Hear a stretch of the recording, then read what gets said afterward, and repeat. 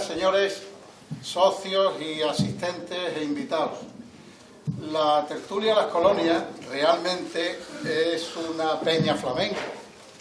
Lo que pasa es que ya lo he contado el por qué se llama la tertulia en alguna ocasión, pero para quien no lo conozca voy a repetir la razón de que se llame así. Uno de los socios fundadores, de los quizás el más destacado, Manolo Sánchez, que fue miembro de esta tertulia permanentemente mientras que Dios le dio vida, pues fue nada más y nada menos que fundador de 3 peñas flamencas. La primera fue la Peña Flamenca de Huelva, la segunda fue una peña flamenca en Madrid, al lado de la Plaza Mayor, por razones de estar destinado en Madrid por su trabajo, y la tercera fue la Peña de las Colonias porque era vecino del barrio. En aquella época no se podía ser socio de 2 peñas al mismo tiempo, con lo cual Manolo, con su cabeza habitual, dijo, coño, pues que no sea una peña, que sea una tertulia. Y entonces se le puso la razón por la que se le puso la tertulia flamenca a esta asociación de aficionados al flamenco fue nada más y nada menos que por culpa de Manolo Sánchez y por su situación en aquel momento. Como tal tertulia cultural, pues estamos obligados a que aquí haya actividades de divulgación y uso del flamenco, no solamente como cante, baile o toque, sino también como divulgación de las razones por las cuales el flamenco es hoy día lo que es, a pesar de que hace unos cuantos años, desgraciadamente no tan pocos, era un cante escondido que estuvo a punto de desaparecer históricamente hablando, si no es por el famoso concurso de Granada que organizaron pues 3 personajes que salvaron al flamenco en su día.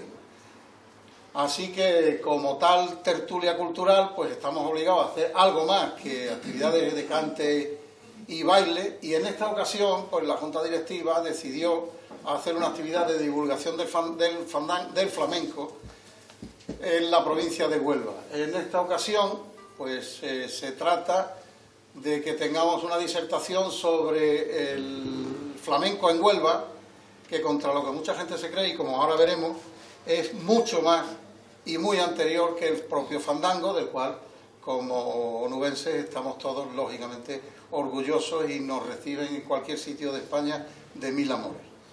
En esta ocasión el acto constará con una disertación a cargo de Diego Carrasco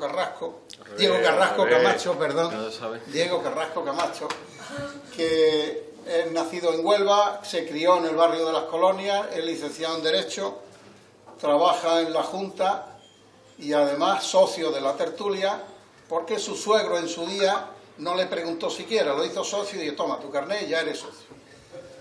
Así que su suegro, que lo está presentando en este momento, pues dijo, esto es lo que hay y eso es lo que hay. Él lo hace todo de buen grado y aquí está con nosotros y disfrutamos.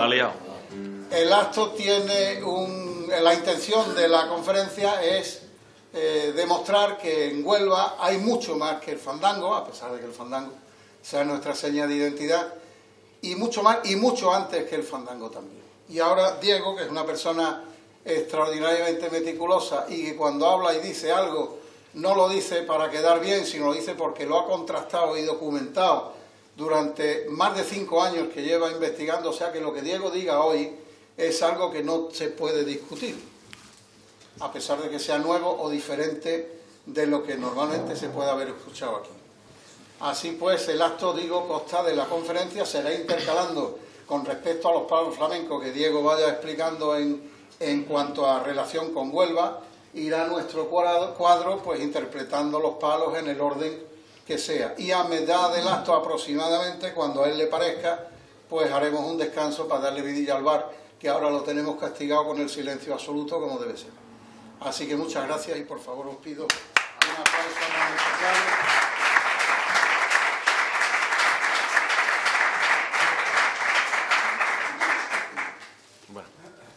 Muchas gracias por la asistencia a todos primero, por la presentación, por la invitación al presidente de la tertulia. Yo a la tertulia no me puedo negar a nada, entonces estoy a disposición de la tertulia, ya se lo he dicho en privado y lo digo públicamente también. Bueno, no me voy a enrollar mucho, vamos al lío, que es lo que hay que ir.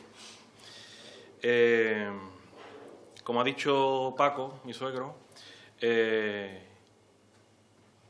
vamos a intentar documentar todas las investigaciones que he hecho sobre la historia del flamenco en Huelva, cosas muy antiguas, cosas que no se han vivido, que no hay nadie que nos pueda contar, y hay que ir a unas fuentes directas que son las únicas que nos pueden dar información sobre esto.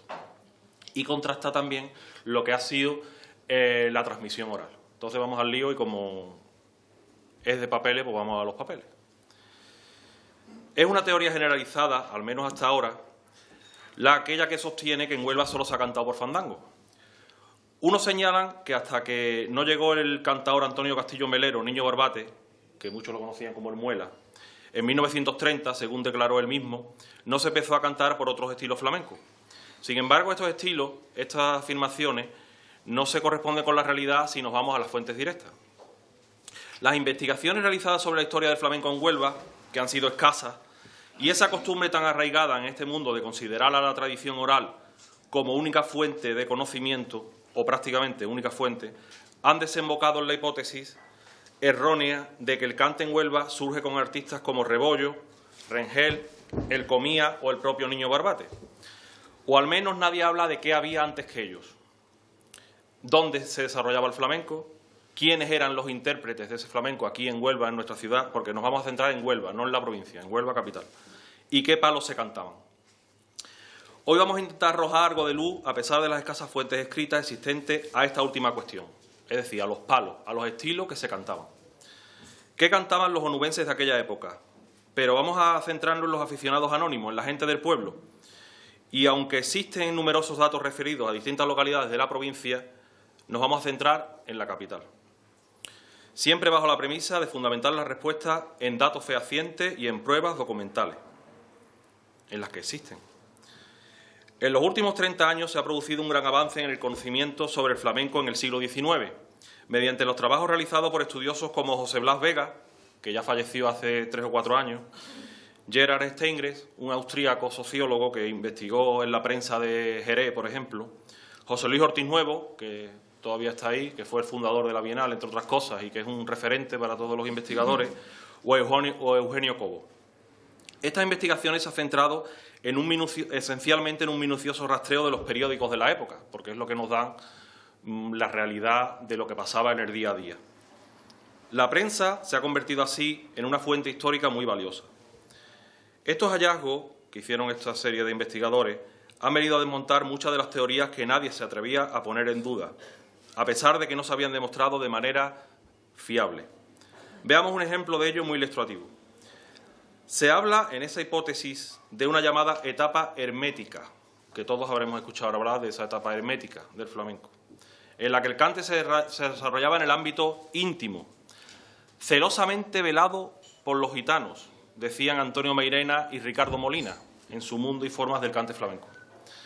Esa etapa se extendió, según ellos, durante la mayor parte del siglo XIX hasta la irrupción de los cafés cantantes que supuso la exposición pública de esos cantes.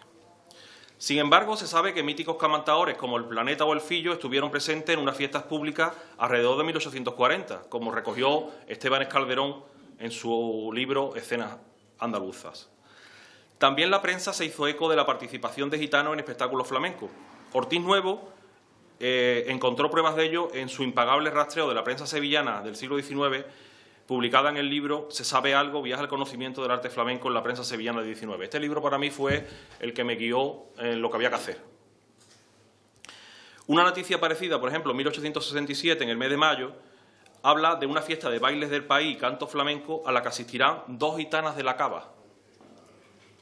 Ya entonces parece que no estaban tanto en el ámbito íntimo, ya iban las gitanas allí a cantar.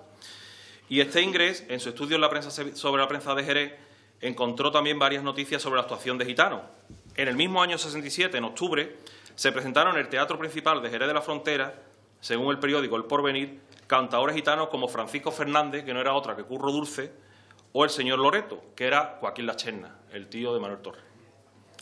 Y es que ya lo dijo Paco Vallecillo, como dice nuestro amigo Ramón, que fue el primer asesor de flamenco de la Junta y capitán general del mairenismo. La historia del flamenco está llena de mentiras que merecen ser verdad. Antes de continuar, me gustaría precisar que no se trata de ninguna manera de desprestigiar a Antonio Mairena, puesto que es evidente que eso no hay duda de que fue un maestro del cante y un reconocido también investigador y recuperador de cantes antiguos. Lo que ocurre es que los métodos de investigación de aquella época, todos, los que utilizaban todos ellos no eran los más rigurosos, los que utilizaban todos. Caballero, Bonal, todos los de aquella época eran la fuente que hacían, oral. Pero a nosotros nos interesa particularmente Huelva. Aquí la bibliografía existente hasta ahora está fundamentada en los antiguos procedimientos, es decir, basado en la tradición oral, en la transmisión verbal, y ya hemos visto las imprecisiones y errores que esto acarrea. Nosotros vamos a centrar nuestro estudio, en cambio, en las fuentes documentales, vulgarmente en los papeles. Indagaremos en los escasos pero valiosos datos aparecidos en diversas publicaciones de esa época y, por supuesto, en la prensa de Huelva. El periódico La Provincia, que se fundó en 1873 aquí en Huelva, va a aportar una información esencial para hacerse una idea más certera sobre cómo era el flamenco en nuestra ciudad a finales del XIX y principios del XX, puesto que se conserva una colección desde el año 1880 hasta 1937. Es decir, antes de 1880 no tenemos información, aunque existía el periódico, pero a partir de 1880 existe en la hemeroteca ese diario. También se analizarán otras publicaciones posteriores como el Diario de Huelva, fundado en 1908. Antes de entrar en el estudio pormenorizado de algunos cantes de aquella época, los más significativos, porque todo sería imposible, y para ponernos en situación, vamos a reproducir una noticia, a mi parecer, muy esclarecedora, en la que se citan algunos de los palos que se interpretaban en la época de los cafés cantantes aquí en Huelva, porque aquí tuvimos entre 15 y 20 cafés cantantes, tengo yo registrado. Se trata de una noticia aparecida en el Diario de la Provincia, que es la fuente principal, como ya he dicho, a principios de los años 80. Y el redactor compara de forma burlesca el cante flamenco con el de los serenos. Bueno, esto es una cosa muy curiosa. Había periodistas de aquella época que, claro, el flamenco no les gustaba mucho o intentaban desprestigiarlo de alguna manera. Y entonces, como era la época de los serenos, hacían siempre como un símil entre el cante flamenco y el cante de los serenos, como de una forma burlesca.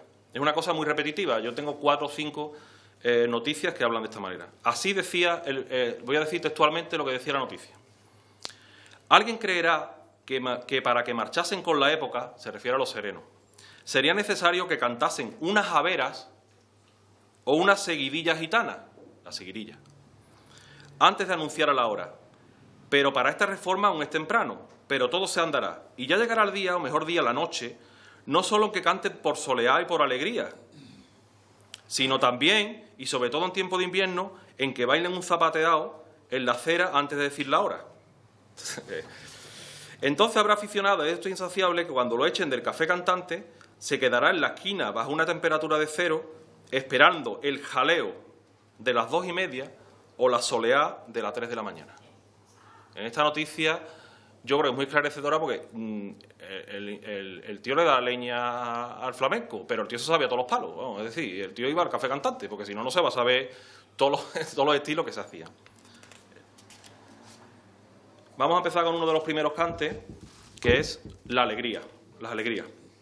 Rogelio Buendía Abreu, que fue un novelista de Huelva, cuenta en su novela Luz, novela de costumbres choqueras, una anécdota que viene como anillo al dedo.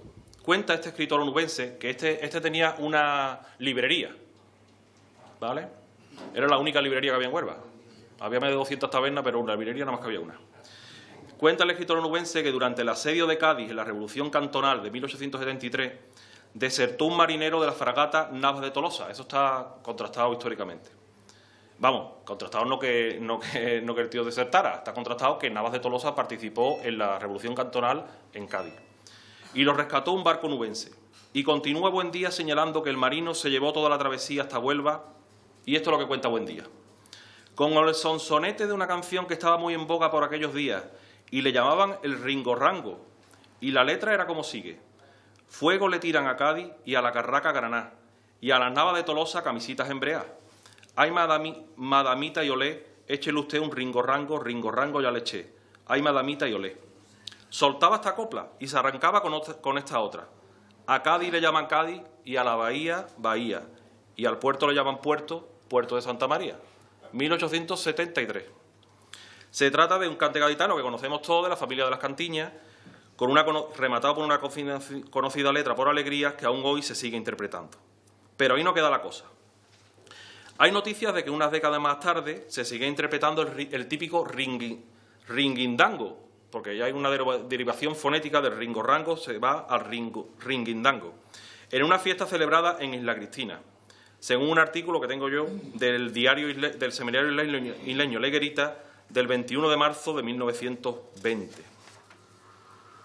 En aquellas tierras gaditanas, por cierto, en una finca denominada La Muela del término de Vejer, nació el 5 de abril de 1907, según consta en el acta de función, y no en 1906, como aparece en todos sitios, Antonio Castillo Melero, al que nos hemos referido antes como el niño Barbate, ¿no? Y ahora ya vamos a empezar un poquito de cante y Tomás nos va a hacer un poquito por alegría. ¡Ole!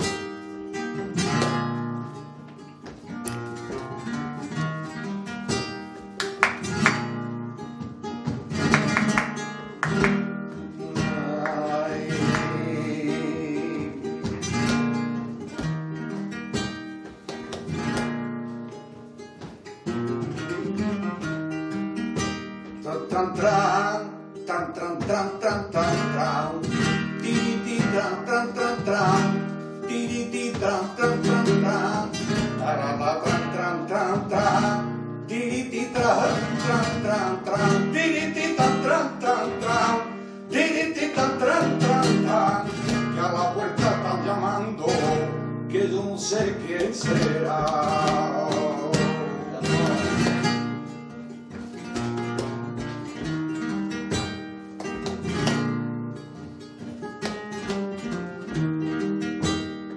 Caí cuna de la gracia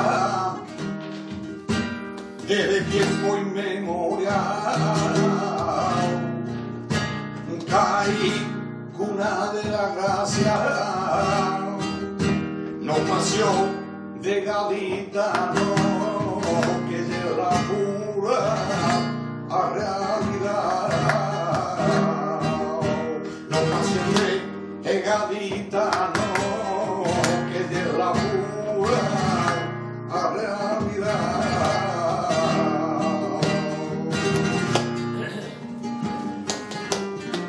Antonio.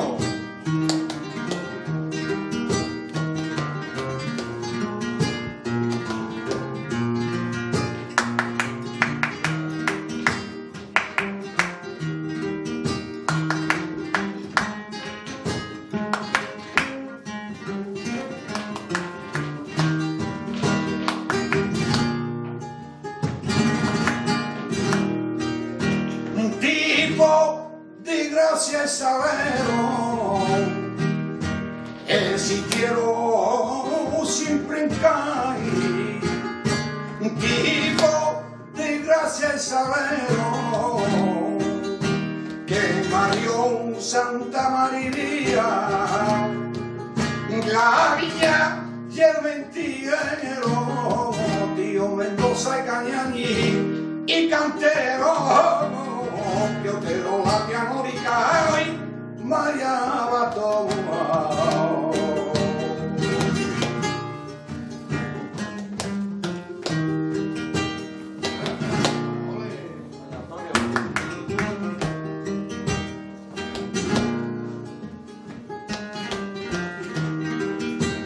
Paula la del Pico, la capilla de la Palma, Paula la del Pico, de la viña de Juan López, que fue donde se construyó la viña de Juan López, que fue donde se construyó, que en 1690 y eso ocurrió, que allí mi tatarabuelo ay, se bautizó.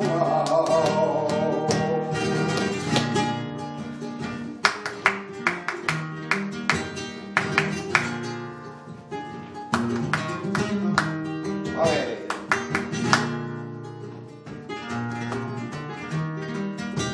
y los chiquillos acarreando. Hay que vomitar hasta la fuente, los chiquillos acarreando.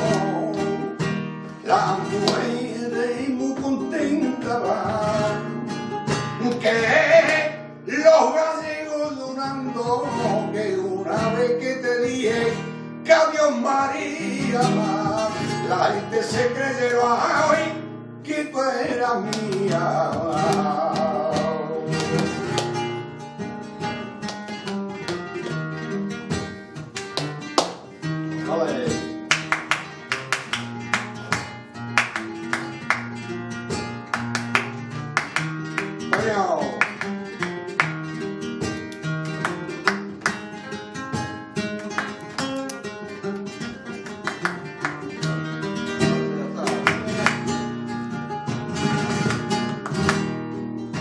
Fueron a coger coquina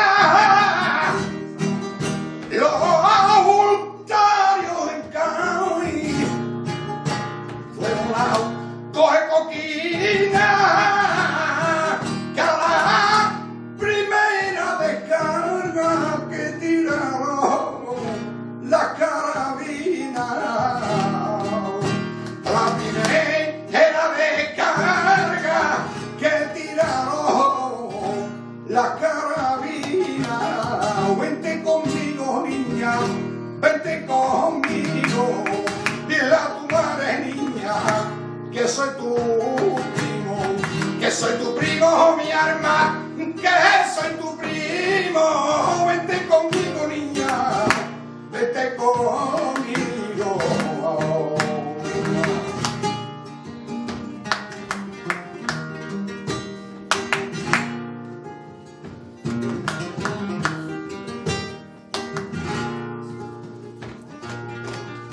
Y el cante con alegría, llora de pena y dolor, porque murió para siempre a su marfil y cantao. Maestro entre los maestros, que Aurelio se vencerá, símbolo y gloria del cante, su nombre será inmortal.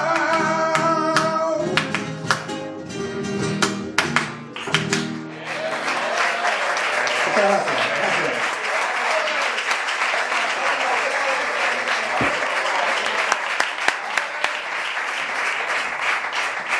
Muchas gracias. Bueno, vamos a seguir. Vamos a seguir por la petenera. Según el musicólogo e investigador Faustino Núñez, la petenera que conocemos es de origen mexicano, aunque parece relacionado también con una antigua tonada judía. Hubo, continúa Núñez, una tonada de romance que llegó al otro extremo del Mediterráneo con la expulsión de los judíos y que se conservó en el puerto de Santa María. Esta tonada está, por ejemplo, en el romance de la monja que graba El negro del puerto. Una vez en tierras aztecas, todo esto lo dice Faustino Núñez, no yo. Aquí cada uno que diga lo que cada uno, que cada palo aguante su vela. Una vez en tierras aztecas, la melodía se armonizó y se hizo bailable, creando un género que regresó de nuevo a la metrópoli, desembarcando en Cádiz al menos desde 1826. Y es que al año siguiente, en Cádiz, Lázaro Quintana, un antiguo cantador gaditano, interpreta la petenera americana. A partir de entonces, esta melodía se hizo muy popular, extendiéndose por toda España. Poco a poco, este cante se fue parando, haciéndose cada vez más flamenco. Al parecer, esto se lo debemos a Medina el Viejo y posteriormente a Chacón y a la Niña de los Peines. Esto es lo que dice Faustino Núñez. Y ahora nos vamos a Huelva y es lo que digo yo, o lo que yo he encontrado. El escritor onubense Rogelio Buendía Abreu, de nuevo, que hay que decir que este hombre nació en 1867, que vivió esta época antigua, o sea, que antes no he dicho la fecha de nacimiento, nació en 1867 y murió en el año 1941. Cita en la misma novela, en Luz, la que ya hemos hablado antes, que esto es curiosísimo. Esto cuando lo encontré yo, cuando lo leí, me encantó. Dice lo siguiente Rogelio Buendía textualmente. En pleno corazón de Huelva, frente a la iglesia de la Concepción, existió una taberna de las típicas de la tierra que se conocía con el nombre de Tienda de los Andaluces, que era el sitio predilecto de reunión de los manzanilleros de la época. Eso dice Rogelio Buendía. En la descripción que hace de uno de los personajes de la novela, dice lo siguiente. Siguiendo la placeta arriba, pues hace como una descripción de Huelva. Siguiendo la placeta arriba, hacia la parroquia de la Concepción, se daba vista a la calle de este nombre, en una de cuyas esquinas se alzaba entonces, dando frente a la iglesia, yo imagino que será donde está el Santander o la casa de al lado, la casa llamada de la Santísima Trinidad, en cuyo piso bajo había una taberna de las típicas de la tierra que se conocía como Tienda de los Andaluces. De allí salió y se hizo popular esta copla que parecía un anuncio cantado del establecimiento. Tienda de los Andaluces, frente a la Concepción, se cantan las peteneras con manzanilla y jamón. Esa era la copla que se decía. La palabra tienda no tiene aquí, por cierto, el significado, eso lo sabemos mucho, que se le da hoy día, sino el que se le da tradicionalmente en las tabernas a Cádiz, que es igual que en Jerez se le dice tabanco, pues en Cádiz se le dice tienda. Para precisar el momento en el que tuvo actividad esta tienda, yo estoy investigando y acudimos a Diego Díaz Hierro, el historiador quizás más relevante, que pena que no le gustara mucho el flamenco, pero es el historiador más relevante contemporáneo que ha tenido Huelva. En los primeros años de la década de 1880 aparecen en el periódico La Provincia, que eso lo he comprobado yo y tengo los anuncios, diversos anuncios del establecimiento este, y en el que se desgranan incluso los productos que se podían degustar: aceituna sevillana, manzanilla de San Lucas, vinos finos de Jerez y conservas y embutidas de varias clases. La taberna, el dueño se llamaba Rafael Fernández Mesa, eso lo he encontrado yo en los padrones, se mantuvo activa hasta finales de 1883, con lo cual ya estábamos diciendo, lo que estamos es, aquí lo importante es datar los hechos. Entonces, esto es anterior al año 83, es decir, antes de 1883 se cantaba por peteneras en esa taberna. Puesto que a principios de ese año hay un establecimiento de tapicería y después una óptica. Bueno, en las fiestas colombinas, y esto es otra noticia, esta noticia también es muy esclarecedora. Estuvo presente en las fiestas colombinas, que datan de la más antigua se hizo en 1880, tampoco es muy antiguo. Estuvo presente el cante flamenco desde su inicio. En una de sus primeras ediciones, concretamente la celebrada en 1884, se publicó en el periódico La Provincia de los primeros días de agosto una crónica de los actos que tuvieron lugar en el recién inaugurado Hotel Colón, eso no tengo aquí, pero fue en el año 83, creo, cuando se inauguró, y al año siguiente se hacen esas fiestas allí en el Hotel Colón, que todavía era un hotel. En dicho relato se puede leer textualmente: a las 11, esto viene en el periódico de Huelva, en La Provincia, a las 11, cuando todo el mundo creía terminada la velada, los jóvenes reclamaron su parte y, con efecto, en pocos segundos se organizó una sotería, como ahora se dice, o un sarao, como escribían nuestros abuelos. Bailóse de lo lindo, atentos también a la forma de hablar y de escribir de hace 130 años, ¿no? Se charló hasta por los codos y allá sobre las 2, cuando los padres se retiraban, llevándose consigo a la gente soñadora, quedó el salón desierto, no tanto que no contuviera en uno de sus extremos a un reducido pero turbulento grupo de muchachos de buen humor que saludaban el nuevo día con los ecos del polo de Tobalo o de las peteneras. 1884, en el Hotel Colón. La juventud, que yo entiendo que ahí en esas fiestas serían de clases altas, digamos, el polo de Tobalo y las peteneras, ¿vale? Esta noticia viene en el mundo, en La Provincia. Y hay más. En una crónica sobre un bautizo celebrado allá para 1887, aparecido también en La Provincia, que era el periódico que había, claro, se puede leer textualmente: varios aficionados pidieron una guitarra. Después de tembladas las cuerdas, el tocador salió por malagueña y una de las señoritas de Robles cantó con mucho gusto varias coplas que fueron muy aplaudidas. Las peteneras, esa música sentimental que parece arrancar quejidos al alma y notas lúgubres a la guitarra, fueron cantadas por varias señoritas. Todavía recordamos de una con los ojos azules que muy bajito y con voz tan dulce como una caricia cantó: cariño de mi cariño, cariño de mi cariño, ¿te acuerdas cuando llorabas detrás de mí como un niño? 2 años después, en 1889, hay otra noticia en la que una reunión también privada dice lo siguiente: la fiesta concluyó rindiendo culto a la tierra de María Santísima, cantándose peteneras y bailándose unas propias sevillanas verdaderamente clásicas, es decir, del propio cosechero. Esto es de agosto de 1889. La sevillana es de lo que más noticias tengo. es lo que cantaba el pueblo, pero eso era folclore, ¿no? Estamos hablando que mezclaban a lo mejor las peteneras sevillanas, pero... Y por último, tenemos un testimonio, ¿no? Una noticia, que es una entrevista a un antiguo cantador de Huelva, que algunos habréis conocido incluso, no sé, Ramón o alguno habrá conocido, Manuel Gómez García, carnicerito de Huelva. Murió en el año 79. Pues le hace una entrevista en los años 70 a Pepe Calero, en el Odiel, en el viejo Odiel, ¿vale? Y aseguraba, siendo muy pequeño, en la inauguración del bar El Tupi, que según mi amigo Domingo Martín, creo que se inauguró el año 1913, pues dice Carnicerito, que nació en el año 3, con lo cual tenía 10 años y el hombre se acordaba. Aquel mismo día cantaba también una cantadora que vivió en el Corralón de las Fieras, en la calle Tendalera, una de las mejores, que decía El cante por petenera. Aún quedaban casi 2 décadas para que llegara a Huelva el Niño Barbate, y ya cantamos todas estas cosas, ¿eh? Y ahora nos va a cantar por petenera Andrés. Antonio.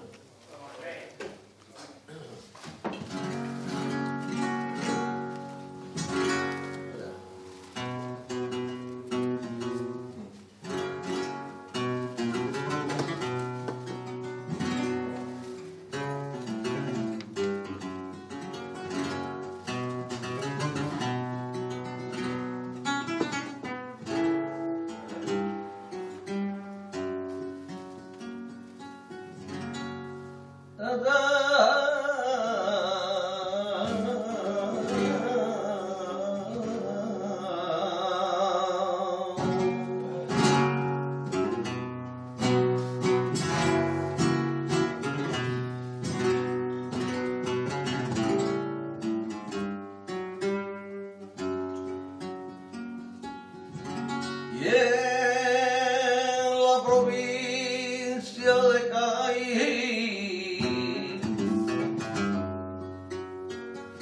ya nació la petenera, y en un pueblo que me llama, y en un pueblo que me llama Paternal de la Ribera, y en la provincia de Cádiz ya nació la petenera.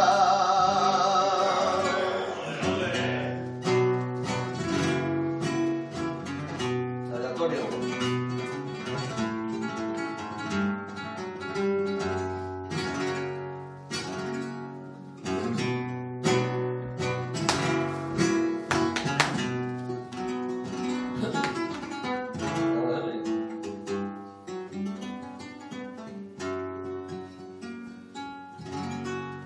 Y le pusieron el pelo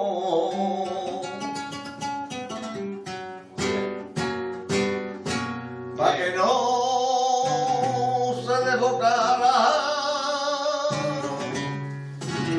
y así van poquito a poco,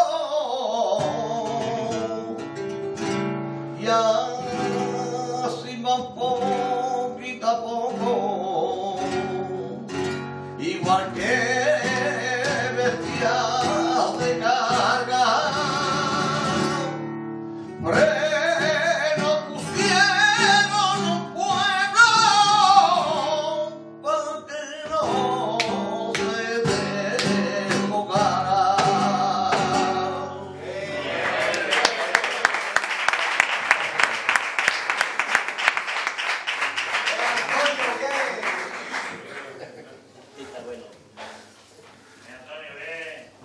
Dale tú. Vamos a seguir por la malagueña. Según Faustino Núñez, a lo que vamos a referirnos otra vez a él, a lo largo de todo el siglo XIX, la malagueña es uno de los géneros más populares y solicitados por el público en los espectáculos de numerosas capitales españolas, logrando entrar a formar parte del repertorio popular en los lugares más distantes. Y continúa. En el proceso de aflamencamiento que vivió la malagueña, dejó de basar el acompañamiento en el ritmo abandolado, vinculado al baile, y así prescindir de un ritmo fijo para interpretarse libre de compás. Es entonces cuando se viene a denominar esta forma de interpretar las malagueñas nuevas, frente al concepto de cante abandolado. Esto dice Faustino Núñez. Fueron decisivos en la conformación del cante, tal como lo conocemos actualmente, Juan Breva, Enrique el Mellizo, La Trini, el Canario, Chacón o Fosforito el Viejo. Ya situados en Huelva, y vamos de nuevo al estudio de la prensa de Huelva, eran tan populares que en el verano de 1892 en la prensa se denominaba la malagueña como el cante clásico andaluz. Y al año siguiente, en una fiesta privada, se podía leer: para no olvidar que estamos en Andalucía, cerróse la parte artística con un cante popular, las malagueñas, que cantó con buen estilo el señor Morrueta. Unos años después aparece en la prensa un artículo sobre la tradicional excursión a la Rábida que se realizaba entonces en las Colombinas.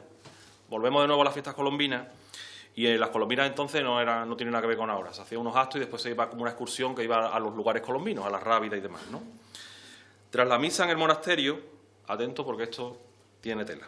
Tras la misa en el monasterio, allí en la Rábida, se organizó una comida allí mismo, en las mismas celdas del monasterio, seguida de una fiesta. Y lo contaba la provincia del 4 de agosto, del día siguiente, de 1896. Y decía así: en alguna de las últimas celdas se había improvisado fiestas genuinamente andaluzas, donde la guitarra, acompañando al cadencioso ritmo de unas malagueñas o de unas seguidillas gitanas, fandango por ahora no ha aparecido aquí por ningún sitio, humedecidas con el rico néctar jerezano carta blanca, llevando en sus chispas de oro calor a la sangre en competencia con los rayos de luz salidos, o más bien disparados de unos ojos negros como la noche. Empezó ahí. Lo que no sabemos hasta qué punto es propio el lugar y el acto. Claro, allí las celdas del monasterio montaron una fiesta, ¿vale? Queda más que demostrado, por tanto, el apego al cante de los onubenses. Existe otra noticia en la que se citan algunos de esos palos que interpretaban los onubenses anónimos. Decía así: conciertos hasta cierto punto. Hace varias noches, esto estoy leyendo literalmente, hace varias noches, en la Plaza de las Monjas, a eso de las 11:30, y cuando empieza a retirarse el público que acude a aquel paseo, se forma un corro bastante numeroso en el popular Aguaducho del Cojo. Ahora, si queréis, hablamos del Aguaducho del Cojo, que tiene tela también. Donde varios jóvenes de buen humor arman una juerga pacífica con su mijita de cante, más o menos flamenco, acompañado de guitarra y hasta de una flauta. También es muy importante ver cómo muchas veces los instrumentos que se utilizaban, ya después lo veremos en los fandangos. Y allí, entre tangos, malagueñas y medias manguaritas, se pasa rato hasta que el sueño o la dulce voz del sereno, otra vez con el sereno, recuerdan a cada uno que es hora de acostarse y se disuelve la reunión, hasta la noche siguiente. La verdad es que los conciertos resultan muy agradables y como son tan económicos, creo que llegará el día, es decir, la noche, que los concurrentes no quepan en la plaza. Pero ¿qué dirá Juana? Juana era la dueña, que por si no lo sabe usted es la dueña, bueno, ya lo he dicho. Mientras haya quien toque gratis y beba y pague y siga la juerga, con que ya lo saben ustedes, y esta noche es al concierto.